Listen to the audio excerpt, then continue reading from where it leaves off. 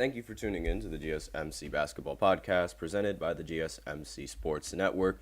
I am your host, Nelson, here on this wonderful Thursday afternoon, and we have a couple of different segments that we are going to be talking about. So the first one is going to be just an update with the WNBA regarding Cameron Brink and her unfortunate injury that is most likely going to sideline her for the rest of the season. So we're just going to talk a little bit about that. Then we're going to be doing something that I said I was going to do in the previous podcast. So I wanted to do a recap of all of the rounds that happened in the playoffs, sort of what I thought about it. And now given that we have hindsight and clarity on the whole playoffs as a whole, now I can give my deep opinions on every single team that was playing, how they played, and all those things that I thought. So in the second segment, we're going to do the conference finals. Then in the third segment, we're going to do the semi-conference finals on both sides. And then in the fourth segment, we are going to do a playoff recap for, the first round. And since there's a lot of teams that played in the first round, I'm going to save that for the fourth and the fifth segment. So be sure to stay in tune towards the end of the podcast to see what I have to say about those playoff teams. Now, before I begin, I'd like to remind everybody to please use the link in the description to get your comments recognized, or the link displayed below the ticker on every single show segment. That is GSMCPodcast.net. It really helps the show, makes the show much more interactive between myself and you guys. Once again, the link is GSMCPodcast.net. And with that out of the way, let's go right ahead and go into the first segment of our podcast today, which is going to be all about Cameron Brink and the LA Sparks and sort of her status with the team. Unfortunately, she went down with a very big injury recently, and it's most likely going to sideline her for the rest of the season. So she ended up tearing her ACL in her left knee. Excuse me, my bad. But yeah, she ended up tearing her ACL in her left knee. As we all know, tearing your ACL, it's a very serious injury, and it most likely will sideline you for the rest of the season. And you won't be able, it takes a long time to sort of recover from that, have the surgery from that as well. If the person is going to even have surgery, if they even need surgery, depends on the treatment. We still don't know all of that yet with Cameron Brink, but she is one of the top rookies in her class. She's also very popular. She played on UCLA. She was a great scoring option, and she still is a great scoring option. She does everything on the court, and it's very, very impressive. And unfortunately, her rookie season is not going to be it's not going to be remembered for her amazing stats and the amazing numbers or records that she broke. It's only going to be remembered for the ACL injury and sidelining her for the season. And she ended up needing to get helped off the court after suffering the injury, and the Sparks ended up losing 79-70 to Connecticut on Tuesday. And Brink played under 4 minutes and committed one foul before getting hurt.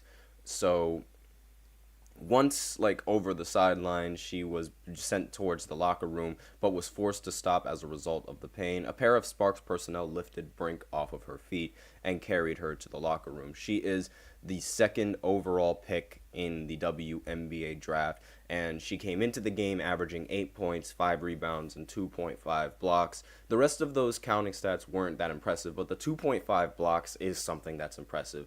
And in her first season for LA, she was 4 for 11, and she tied Aja Wilson with the second most blocks in the WNBA.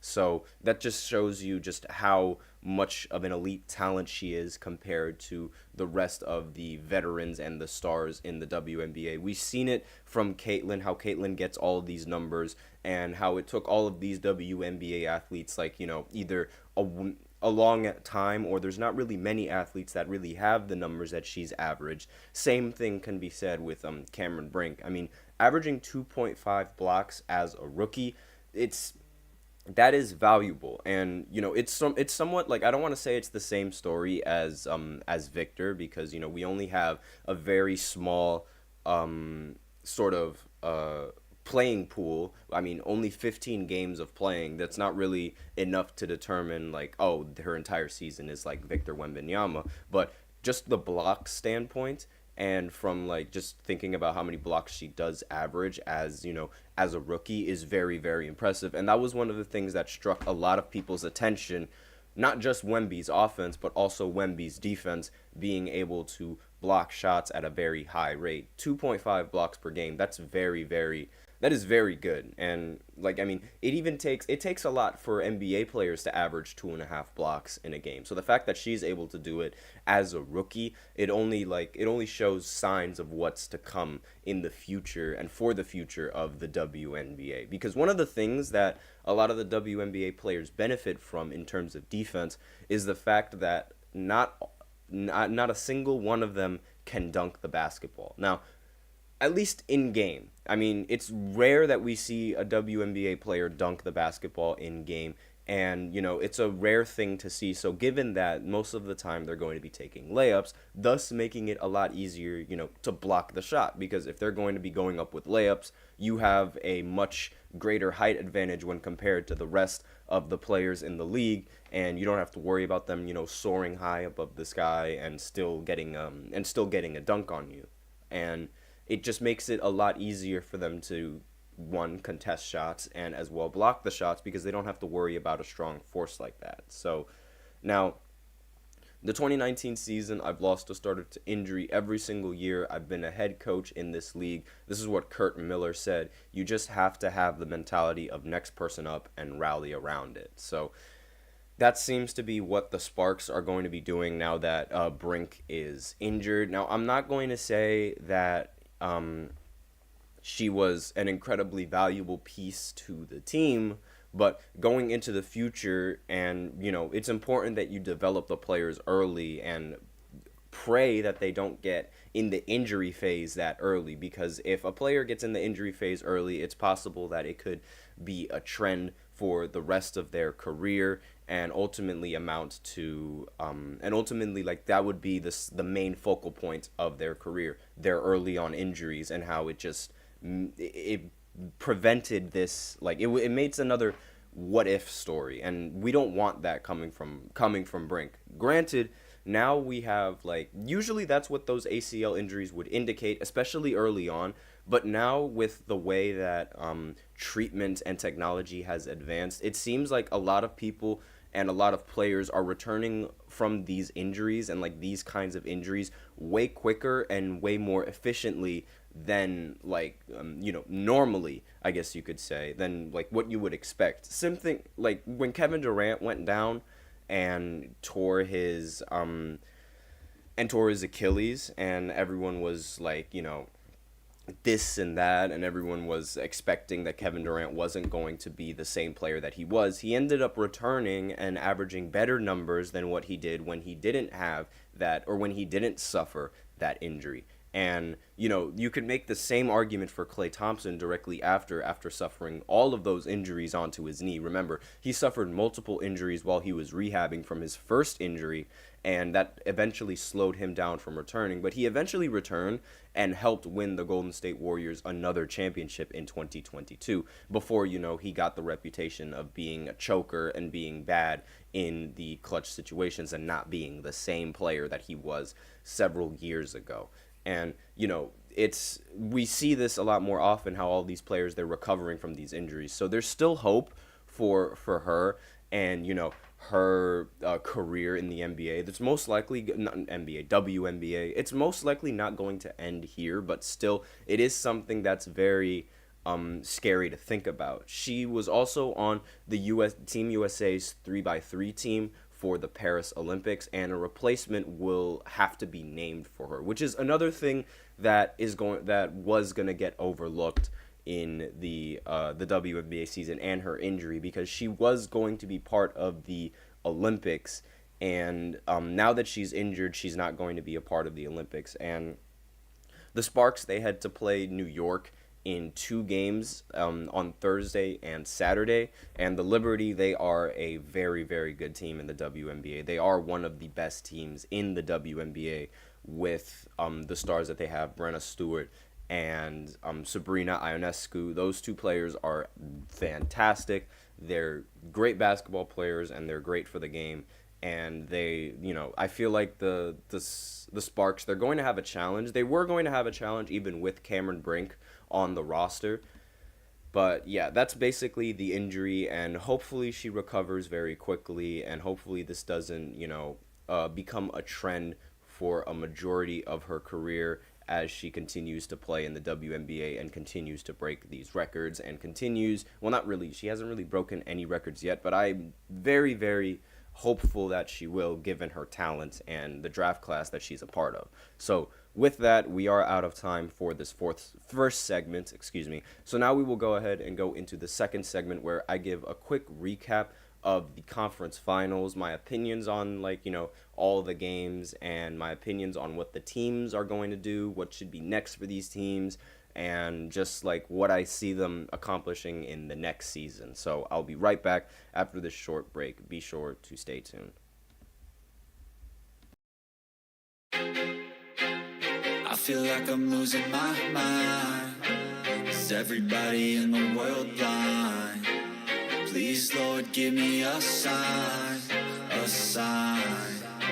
I feel like I'm losing my mind. Is everybody in the world blind?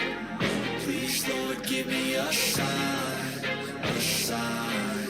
I wanna be the greatest. Everybody on the fake shit. I look around and feel like everybody is the fakest. I make this every day and I'm impatient, hoping one day I blow up from the basement. Statement, the top is so vacant. I don't hear shit that I think is amazing. Waiting for my day when I'm playing sold out shows for 1,000 faces. Hey, give me that crown, get in my way and to be put down. It ain't your place, all this my town. If I want that shit, then I'll get it right now.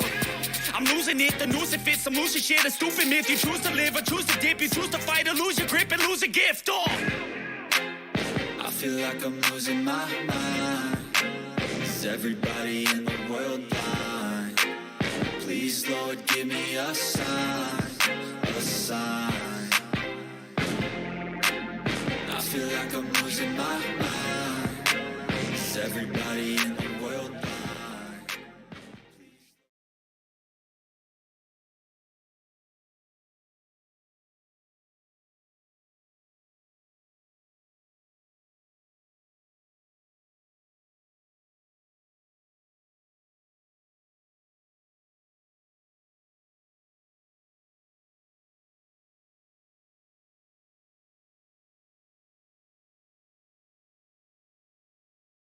Thank you for tuning in to the GSMC Basketball Podcast presented by the GSMC Sports Network, and we are back with the second segment, and in this second segment we are going to be doing a quick recap of the conference finals and just all the games that went down, and well, not really all the games that went down, but the series and my opinions on all of the series and how they went. I'm just going to realign this real quick so that way it doesn't look weird standing all the way over to the left. And for those of you on the podcast section, you guys can't see it, but the title, it was a little bit towards the headline under the ticker was a little bit towards the left, and I didn't really like it. So with that, we are going to go ahead and talk about the conference finals in both the East and the West. Before I begin, I'd like to remind everybody to please use the link in the description to get your comments recognized, or the link displayed below the ticker on every single show segment. That is GSMCPodcast.net. It really helps the show, makes it much more interactive between myself and you guys. Once again, the link is GSMCPodcast.net. And with that out of the way, let's go right ahead and review the postseason and the conference finals in both the East and in the Western Conference Finals. So we'll start with the West first because I felt like that series was definitely way more competitive than the Eastern Conference series. So obviously the Dallas Mavericks, they ended up winning the series in a hard-fought series against the Timberwolves, and they ended up winning in 5 games, which was a lot quicker than what I originally had thought was going to happen between the Dallas Mavericks and the Timberwolves. And one of the biggest things that is really underlooked in the postseason, I feel like, at least up until the very end, is that the postseason is all about matchups. And the team that has the best matchups against another team is most likely going to advance to the next round. And that doesn't mean that the team that lost is going to be worse than the teams that advance. It just means that the teams that they lost to had a bit of a better matchup, and they took advantage of that matchup with better coaching and all of these sort of extra things that implemented into that win, more so than just being flat out better than the other team. This is why a lot of the media and a lot of opinions towards the end of the playoffs, they changed, because before we weren't hearing the story, we weren't hearing the thought that Dallas was going to lose in the finals. Nobody really thought that, and no one was really banking on that. There was still hope. Now that they ended up losing, everyone's saying that, like, Timberwolves would have been a better matchup, or the Denver Nuggets would have been a better matchup, and they probably would have made the finals a little bit more competitive than the Dallas Mavericks. And part of that is true, because part of that means that the matchups that the rest of those teams have would be better fit for the situation in playing Boston in a series, because that's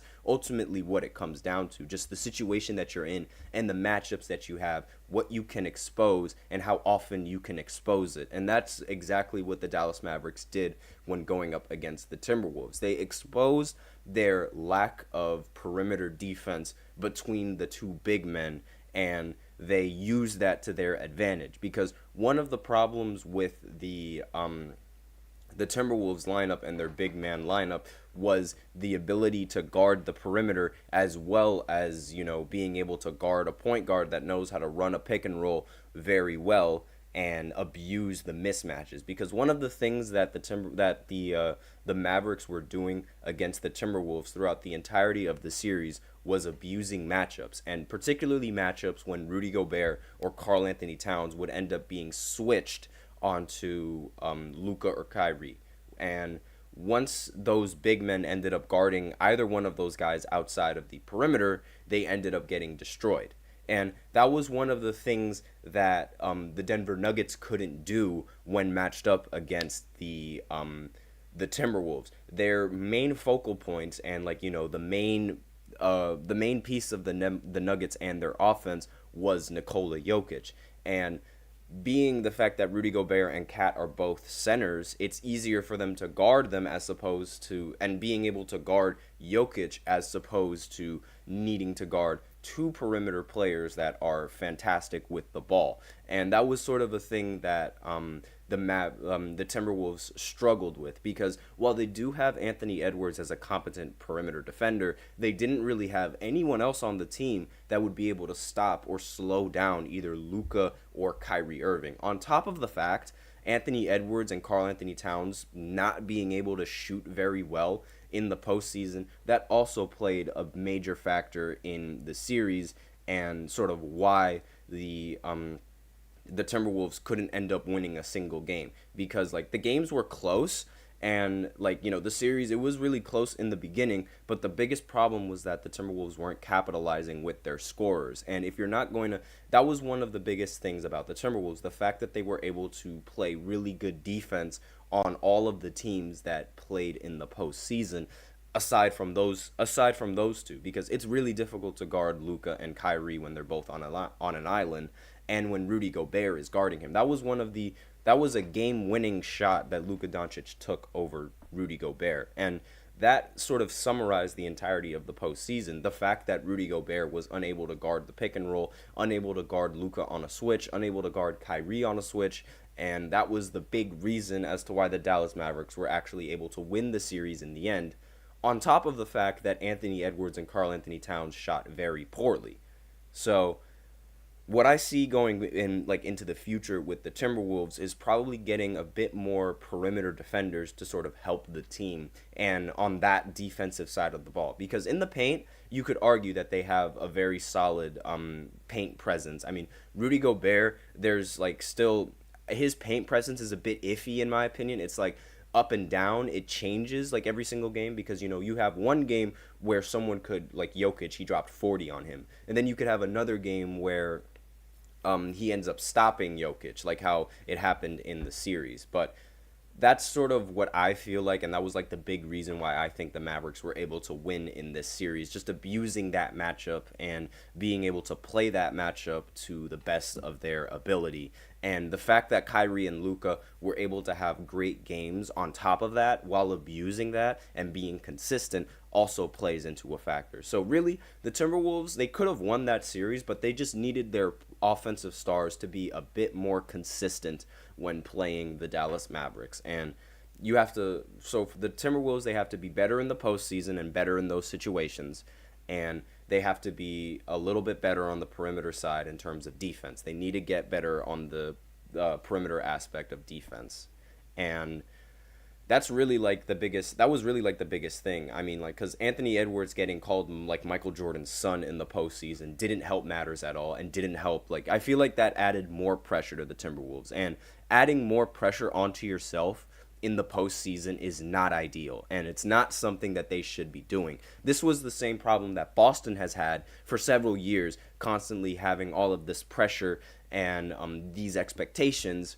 And now that they didn't have, they still had a lot of pressure, but now that everyone was sort of expecting them to lose, they didn't really have that much pressure. And, you know, it all just plays in. It all plays a huge factor into the postseason. And I'm not going to spend that much time on the Eastern Conference Finals because that series ended up being a sweep.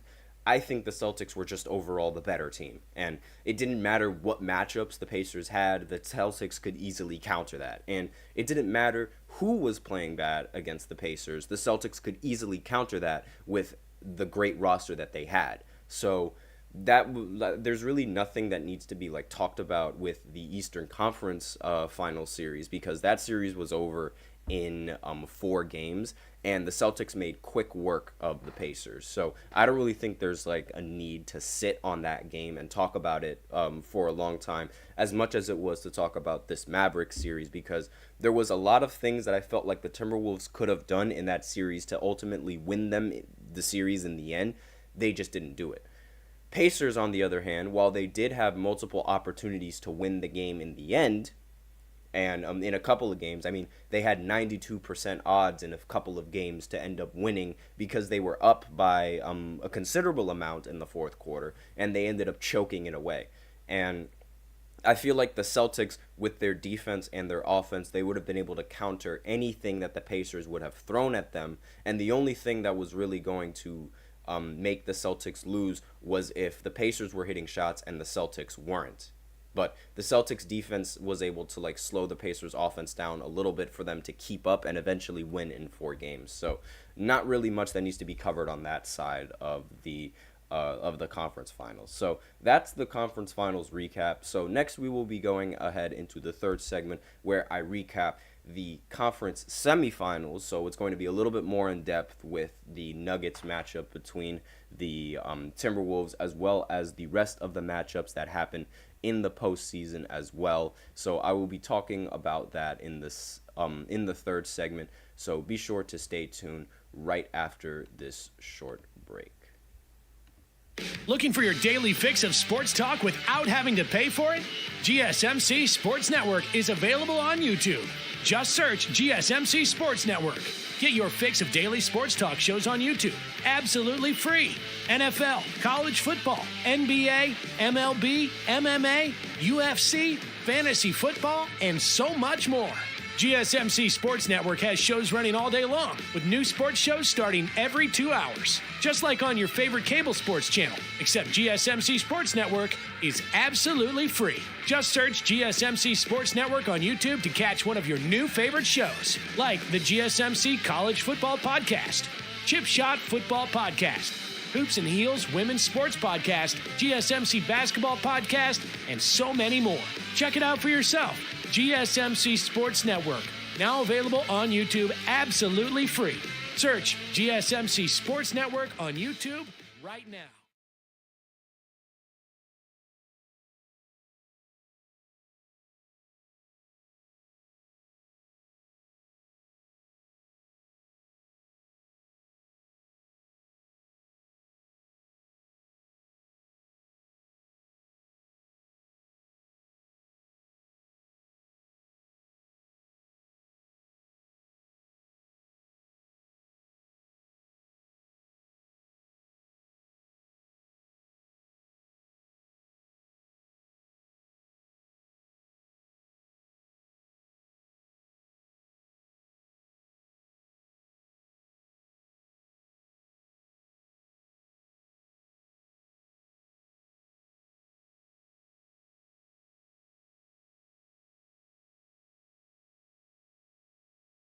And we are back with the third segment of the GSMC Basketball Podcast presented by the GSMC Sports Network.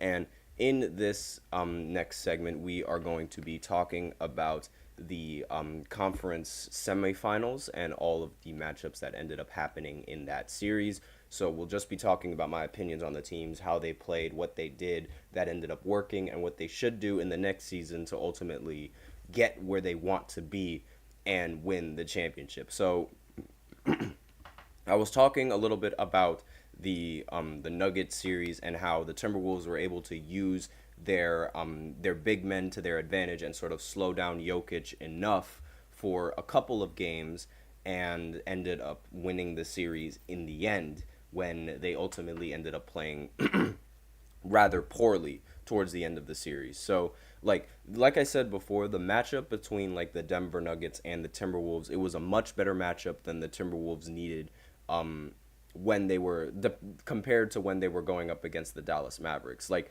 they had the positions down in this series.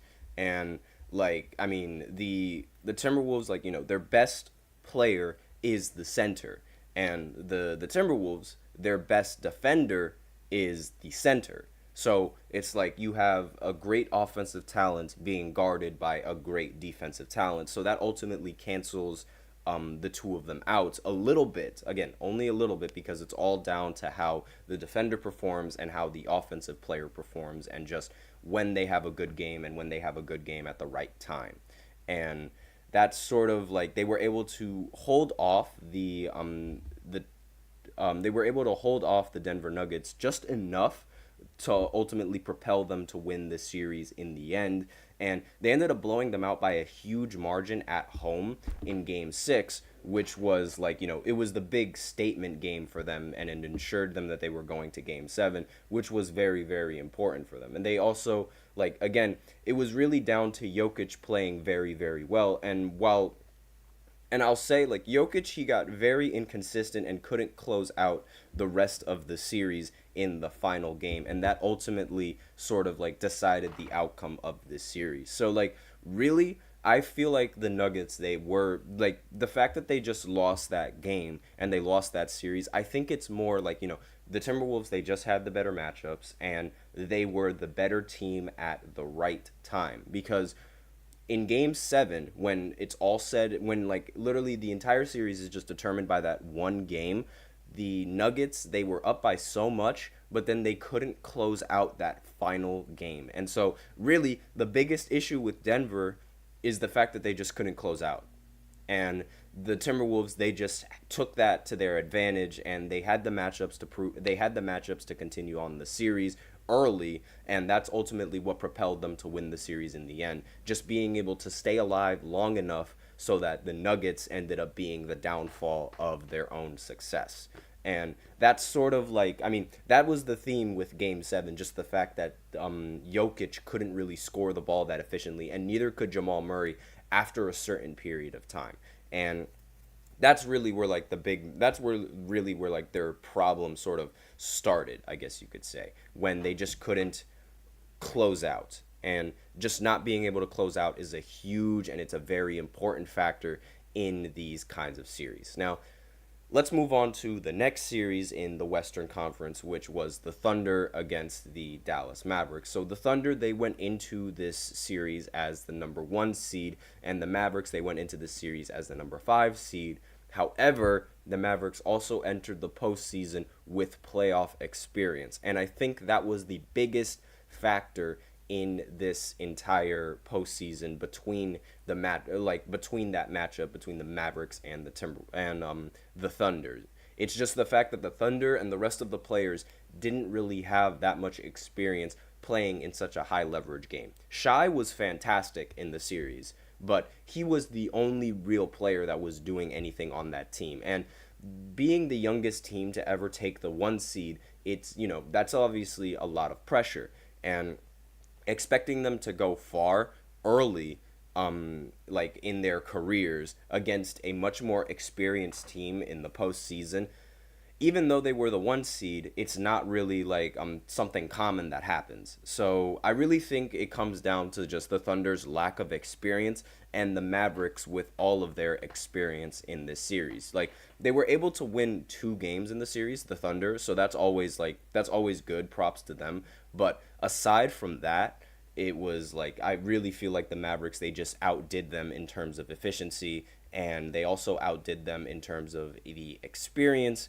And it was just experience and the fact that they only had one star doing majority of the work that ultimately, it costed them. So that's the Western Conference, and the reason why I think the Mavericks were able to prevail in that series against the Thunder.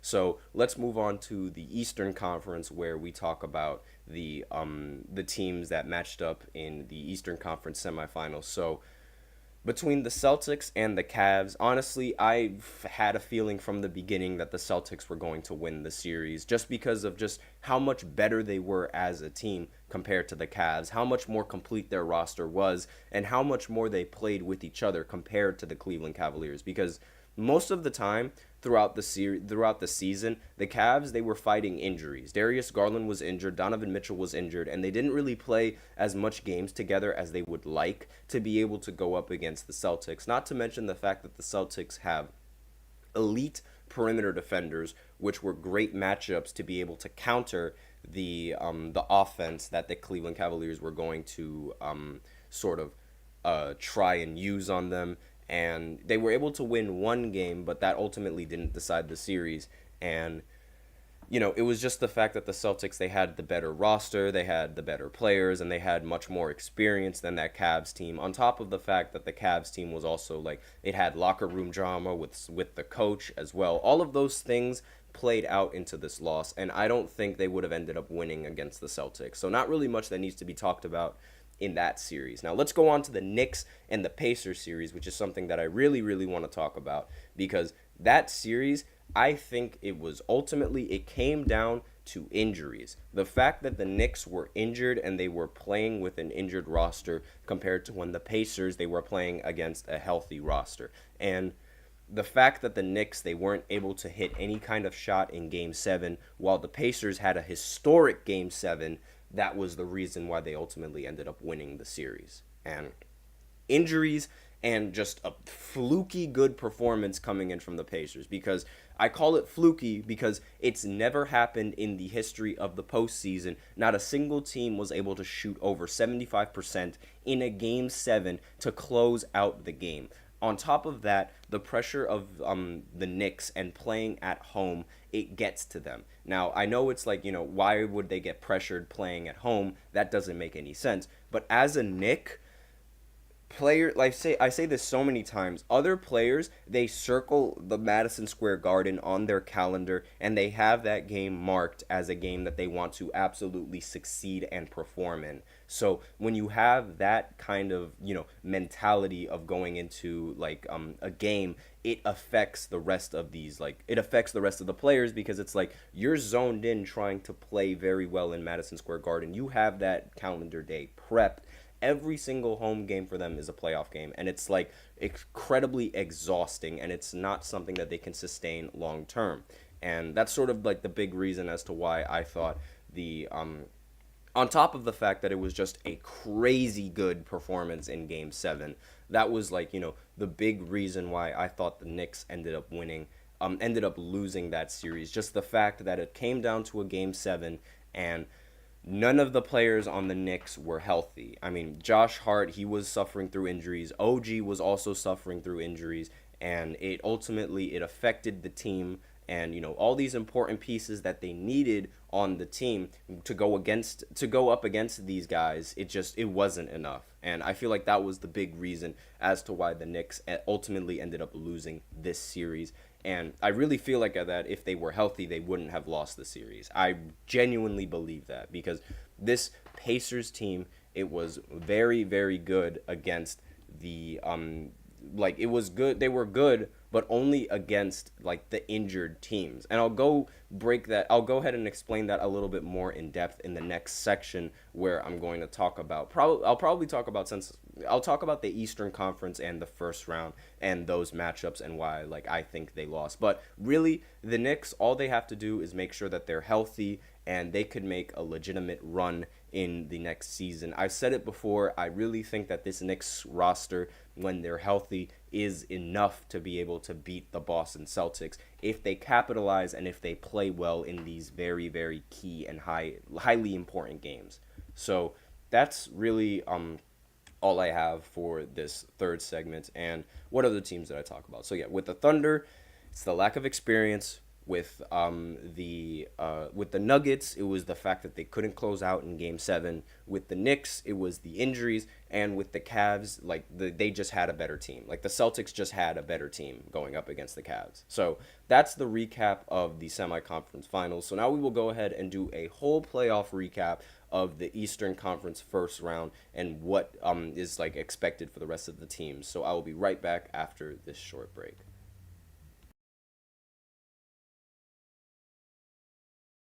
For the best and latest podcasts available anywhere, go to the podcast app on your cell phone and type in GSMC to access free content-rich podcasts on health and wellness, book reviews, sports, entertainment, relationships, social media, movies, technology, finance, and even weird news. Subscribe and download the GSMC Podcast Network's family of shows, available everywhere podcasts are found.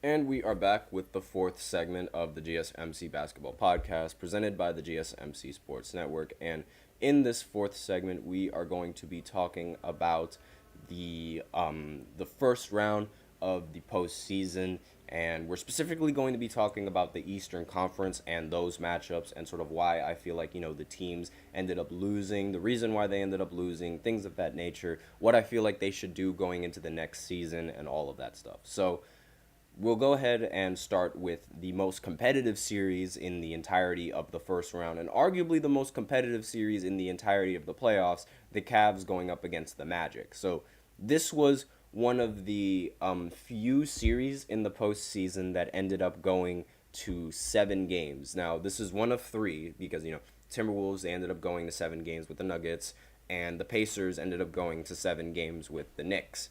And this was the first series that ended up going to 7 games. This was the longest series that ended up going to 7 games. And it was also arguably the least watched series in the entirety of the first round, which I find is kind of, crazy how a series that's this competitive didn't get this much coverage in the postseason. And one of the things that could have affected that was the timing of when these games occurred. Like the Cavs and the Magic, they sometimes played as early as 1 o'clock in the afternoon, and not many people are going to be watching the TV and tuning in at 1 o'clock in the afternoon. There's other things that they have to do, other jobs, things of that nature, and it's not prime time TV. And that's sort of I feel like that might have helped the Magic in this series, because they didn't really have any kind of media coverage throughout the entirety of the season. There was barely any pressure on them to do any kind of good work in the postseason, and there was no pressure on them to even have a good season. So despite that, however, this series was back and forth. The Cavs, they won the 2 home games, and the Magic won the home game. Then the Cavs won their home game, then the Magic won their home game, and then the Cavs won the final home game. So it was really a battle of home court advantage and who was going to take advantage of that. And one of the things that I feel like both of the teams really suffered from was the lack of experience in the postseason. The Cavs, they had, as a team, they really only played 1 year together in the postseason, and that was the previous year. And playing 1 year in the postseason, that's not enough to sort of develop a team into the championship caliber team that you want them to be. And there's obviously more chemistry issues that go along with that as well. But the fact that the Magic had a little bit less playoff experience and that they didn't have home court advantage was the ultimate reason why they didn't win the series. And I don't think this Magic team would have been enough to make it and win in the second round. And I don't think either one of the teams was going to beat the Celtics. Like, this was really just the fact that they ended up matching up against the Celtics, and the Celtics are a bad matchup for any team in the Eastern Conference Finals. And it's like, really, if the Celtics go down, like, the story of the Eastern Conference was, if the Celtics go down, it's anyone's game. Because I don't think any team with the current state that they were in was going to be able to put up a fight against the Boston Celtics. That's just me. And that's really like the big reason why I feel like, I don't really need to talk about this series all that much, because I think they would have lost anyway going up against the Celtics this year. So going into the next year, really they have to hope that Paolo has like the same type of season that he did, and was playing he was playing very well in the postseason. So they really just need more pieces centered around Paolo, and that is, the ultimate goal. Next series in the Eastern Conference is the Celtics against the Miami Heat. Now, I'm not really going to dwindle on this series too much, because I genuinely think that if the Heat were healthy, it doesn't matter. The Celtics were going to end up winning the series. Now, it probably would have been a little bit more competitive, but I still think the Celtics would have ultimately won the series in the end, because this series ended in 5 games. They got lucky playing very well in Game 2, while the Celtics were playing pretty bad in Game 2, and that was the reason why they ultimately ended up winning 1 game in the series, and they did not get swept. And that was sort of like, a common theme in the postseason at the time, the Celtics losing in Game 2 after winning by a lot in Game 1. But, just the fact that Jimmy Butler wasn't on the team, it really costed them the series. It would have made it more competitive, but I don't think they would have ended up winning the series against the Celtics. That's just me, though. So no need to really dwindle on that series. I think the Celtics were going to win from the jump. So next on the list is the Pacers going up against the Bucks. And this is the same story that I said when the Pacers went up against the Knicks. The biggest problem and the biggest reason why the Bucks didn't ultimately make it to the next round was the fact that Giannis was injured, and then shortly after, Damian Lillard went down with an injury as well. And that ultimately, it crippled the franchise, and it's sort of like they weren't going to win without Giannis, and they weren't going to win without Dame. And they lost both of them in this series. And that was really the ultimate reason why I think the Pacers sort of ended up being able to win this series in 6 games. Because, like, they struggled against a Bucks team. Like, they struggled to beat a Bucks team that didn't have Dame and didn't have Giannis. So I really think that if Giannis and Dame were active throughout the entirety of the postseason, this series would have played out a little bit differently, and the Bucks would have been the one going up against the Knicks, not the Pacers. And I also think that the Bucks, they also have, when they're healthy, I really think that they would have had a pretty good chance in beating the Knicks, or making the Knicks series just as competitive. It's just Doc Rivers being their head coach and the lack of adjustments, I knew that was going to hold them and prevent them from making it far. And that's really the fact that they were injured, and the fact that they have Doc Rivers as their coach is like the biggest killers to the Bucks, and that's like the biggest reason why I feel like they didn't make it far in the postseason.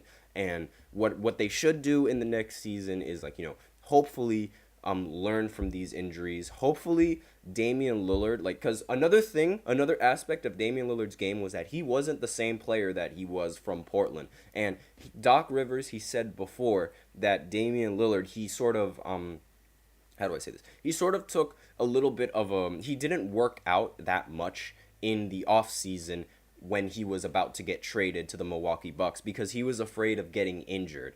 And that played into, his play in the postseason. He was ridiculously out of shape. That's what he said. That's what he told Doc. And the fact that he was out of shape played into the season, and how he just wasn't the same player that he was. So Dame has to get back in shape with the Bucks.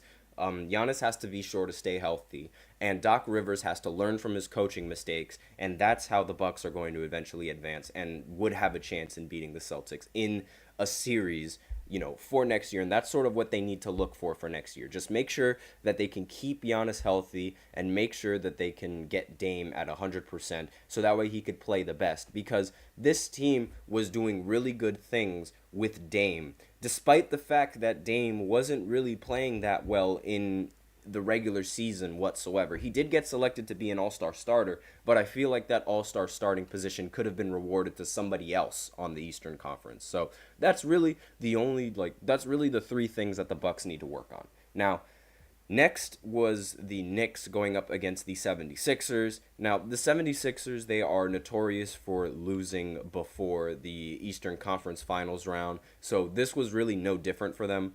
And the big problem was matchups. The fact that they were the 7th seed in the entirety of the Eastern Conference, the biggest reason why they were so low was because Joel Embiid got injured mid-season. And so, really, if they want to get farther, they're going to have to be sure to take a high seed in the postseason, so that way they can go up against one of those low-seeded teams and give them a better chance of winning the series in the end.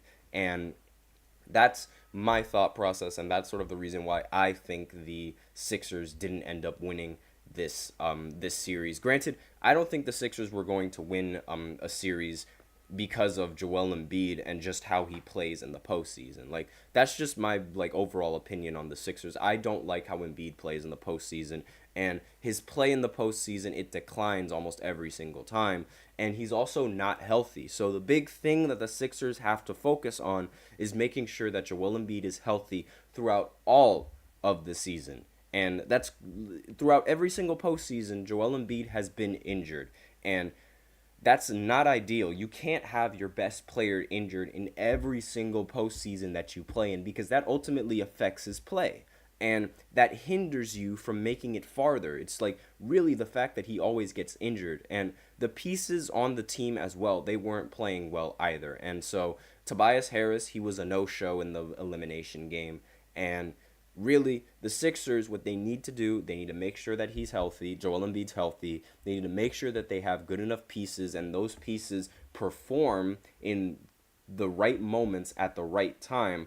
And one of the biggest things that they're going to have to do this offseason, if they want any kind of success, is getting Paul George or a big-time free agent with all the cap space that they're going to have. So that's what I think the Sixers need to do, and for the next season and moving forward. Just make sure that Joel Embiid is healthy, and make sure that you're able to get Paul George in free agency, thus giving you a better chance of winning. Because if you can get a trio of Paul George, Tyrese Maxey, and Joel Embiid, that's a very solid trio, and that it could propel them to go farther into the postseason than they've ever gone.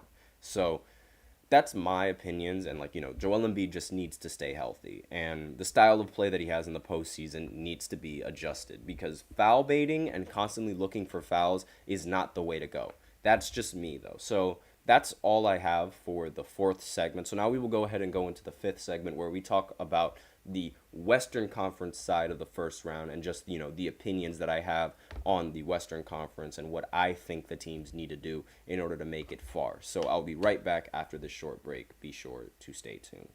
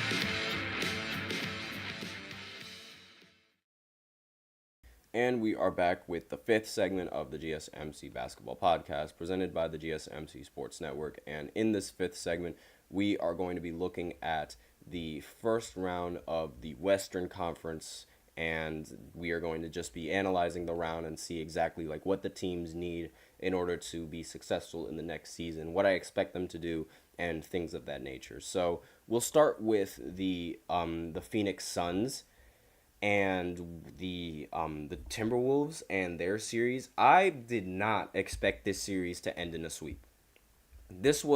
I figured the Suns would put up a little bit more of a fight against the Timberwolves, and I genuinely didn't think that the Timberwolves were going to be able to sweep the Suns just based off of the talent that the Suns have and, the ability that the Timberwolves have to defend the perimeter. I genuinely thought that the Suns would be able to maintain a consistent enough offense to be able to win the series, but they weren't able to keep up with they weren't able to perform really well on the offense at all. Like they didn't score 100 points until game 3 in the series, and they just weren't able to keep up with the Timberwolves in terms of scoring. I mean, game 1, 120 to 95. Game 2, 105 to 93. Game 3, 126 to 109. And the biggest problem with the Suns was the fact that they were like relying on that star power and that isolation type of basketball play to win this series. And while it worked for the Mavericks a little bit, it's not really easy to maintain that kind of offense long term. And it's not easy to just be that consistent long term, especially in a high leverage series and a high leverage game like the postseason. And the fact that the Suns didn't have like a strong enough defense to be able to counter the Timberwolves is another thing that I felt like they suffered in this game and in this series. It was just the lack of defense coming in from the Suns and ultimately their lack of offensive production as well. If you're not going to have defense, you need to at least be able to perform on the offensive side of the ball. And having only 3 players that can do anything with the ball, and the fact that all 3 of those players take the most inefficient shot in the NBA, contested mid-ranges and, mid-range pull-ups, that also didn't help them in the series. Like, if you're constantly looking for that shot when you're looking for your offense to get rolling, it's very difficult to get into a rhythm. And you need to take a little bit more efficient shots, and your teammates also have to be taking those efficient shots. And it's just the fact that every single one of those players on the big 3, Kevin Durant, Devin Booker, and Bradley Beal, the fact that they all take those contested mid-range shots, it's not a good shot, and it's not really a shot that they can live with taking long term. And that's that's ultimately my opinion on this series. It's just the fact that their offense and the game plan that they had going in, and the fact that Bradley Beal just wasn't a factor in the closeout game in game 4. It's like all of these things, and it's like it's the same story with the Brooklyn Nets, really, in my opinion. And it's like that offense isn't going to be sustainable long term if you don't have a good enough defense for that. And it comes down to those 3 players just not playing well at the right moment. And it's like really that's all what it comes down to, because that's really the biggest problem with isolation offense. It's like, what happens if if all of your players that run the isolation just don't end up hitting their shots? And that was the same story with Brooklyn in game 2 when they were up by so much. Kevin Durant and Kyrie, they were taking the shots that they would normally make, they just weren't making them. And that's really where the big issue comes in with the series. And I don't really expect the Suns to be able to do much with this big 3, especially since they traded away so many pieces to get that big 3. They're really putting themselves in a tough spot to be able to do anything in the future, especially with, Kevin Durant's not getting any younger. And, while Devin Booker is relatively young, he's also not getting any younger. And, it's just, I feel like all of these, and wasting all of their draft capital on just to be able to get Kevin Durant, it wasn't ideal either. So that's really my opinions. And KD on the Suns and KD on any other team that isn't the Warriors has been struggling. So I don't really know what the Suns can do to really fix that. Now, the Lakers series, on the other hand, oh my Lord, I have a lot to say on that series, because that series was ridiculous. And the reason why the Lakers lost that series, the biggest reason, I can't think of any other reason other than bad luck. It's that simple. Bad luck. Now, Jamal Murray, he turns into the best player in the world when going up against the Lakers. The shooting efficiency from the team going up against the Lakers was ridiculous. And when you compare their shooting splits against the Lakers and compare that to their shooting splits against any other team that they've played in the postseason, whether it be this year, whether it be last year, whether it be the year before, whether it be the year before that, they did not shoot nearly as efficiently and nearly as good as they did when going up against the Lakers. I don't know what it is with Denver. They just turn into a different animal when going up against the Lakers. And the fact that D'Angelo Russell was playing really, really bad in the postseason didn't help anything. So I genuinely think the Lakers, other than the fact that D'Angelo Russell was bad and Darvin Ham is also really bad, they got destroyed, and it was bad luck because the shots that the Nuggets were hitting were ridiculous. They're crazy difficult, and they're able to hit, and they were able to do it at a consistent rate.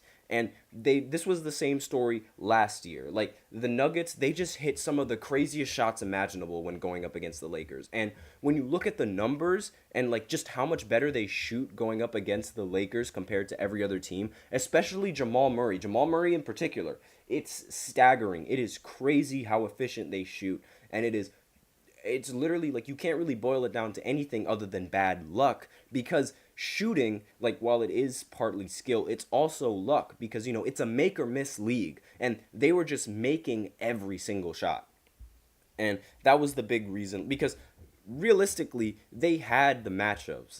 They had LeBron. Obviously LeBron is good against any kind of matchup. Anthony Davis is a good enough rim protector to be able to slow down Nikola Jokic. Well, not the best rim protector, just good enough to be able to slow him down just a little bit.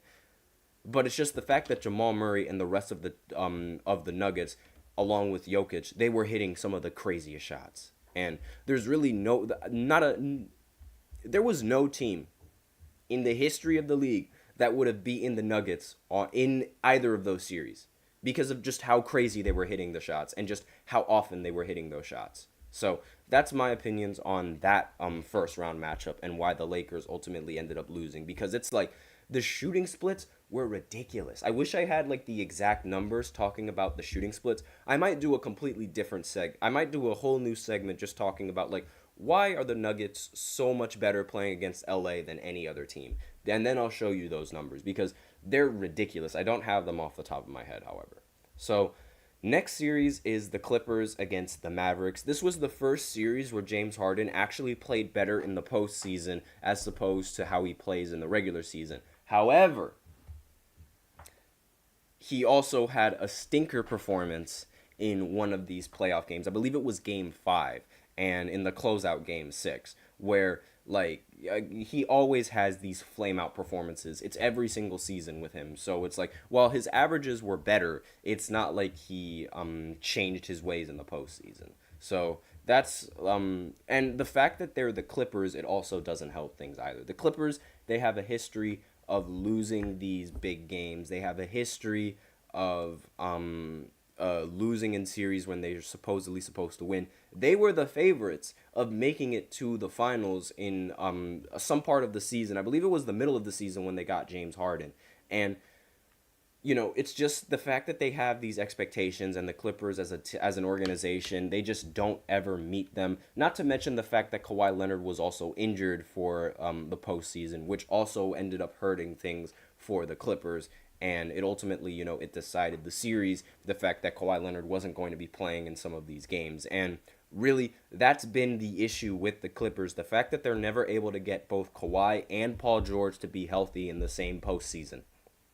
And that's been the issue for the Clippers for the longest time, since having Kawhi and Paul George, and the fact that they're just unable to close out important games. So really, the Clippers, they have to hopefully extend re-sign Paul George and give him that max contract, And, maybe they can get Harden as well and try to compete yet again. But they really have to work on closing out games. They have to work on closing out the series. And they really, really have to work on making sure that Kawhi and Paul George are healthy for the postseason, which is the biggest issue that the Clippers have had for the longest time in the Paul George and the Kawhi Leonard era. Just the fact that they keep getting injured.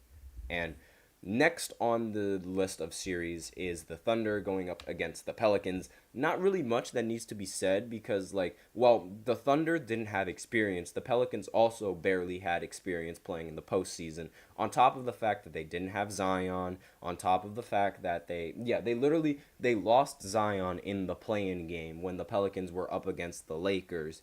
And that ultimately, it crippled the franchise, and it's losing your best player on your team going into the postseason, it's never a good sign. And the fact that Zion is one of the primary scorers and they lost one of their primary scorers is a big reason why I think this series wasn't that competitive. So I can't really give a good scale as to what the Pelicans should do other than make sure that Zion stays healthy and he stays in shape, because that was the biggest killer with Zion, and that's the big reason why a lot of people don't really think Zion is going to develop, because of his status with the team and his status with his eating habits, his status with his health, all of those things. And I think that if Zion was in this series, it would have been a little bit more competitive. So I'm not really going to give the Pelicans any kind of scrutiny, because losing your best player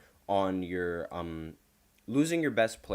team, it's not really fair to judge another team's season and their little bit of success going into in the postseason if their best player isn't available to them. So really, I think the chemistry between these guys just has to be a little bit better, and Zion has to stay a little bit healthy. Maybe they could make their roster slightly better if they engage in trade talks in the offseason. We'll see what they do, but this roster that they have, it's not a bad roster. They do lack a rim protector, which is something that I expect them to get and pursue in the free agency market, but the fact that they're just, they're inexperienced and they didn't have their best player, I feel like that was the biggest reason why they ended up losing that series, especially losing in a sweep. It's really just because they didn't have their best players. And if Zion was in there, I think the series would have been a little bit more competitive. And if they, granted, I really feel like, this team could be destined to do great things with the players that they have. They just need to get better chemistry, and they need to play a little bit more together, because, Zion has had an issue of staying healthy in the regular season as well. So I really feel like all of those factors need to be taken into account when judging the Pelicans, and maybe they can get better in the offseason. So that's really my opinions on the entirety of the playoffs and the matchups, and why I feel like the matchups ended up going the way that they did, and what the teams need to do to sort of fix it. Because not every team can fix their solution. Some teams, they might have to rework their roster and things of that nature. But in reality, it's all down to just how the matchups go and how you play in when your team desperately needs you to play well. And that's the big story in every single postseason. So that's all I have for you on this podcast. That's the end of this segment. Thank you so much for tuning in to the GSMC Basketball Podcast presented by the GSMC Sports Network. Your support means a lot to us, so please remember to subscribe to the show, leave a positive review. It really does make a difference.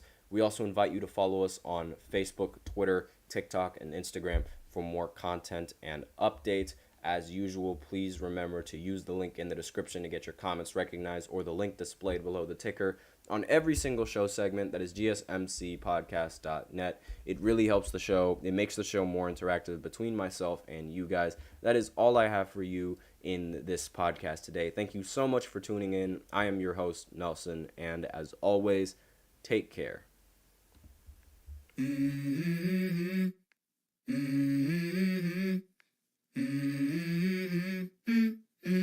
Let's go. I wake up to a little bit of drool on my pillow, feel like it's gonna be a bad day. Yeah, I'm tired of shit, and the coffee ain't hit yet, damn ain't that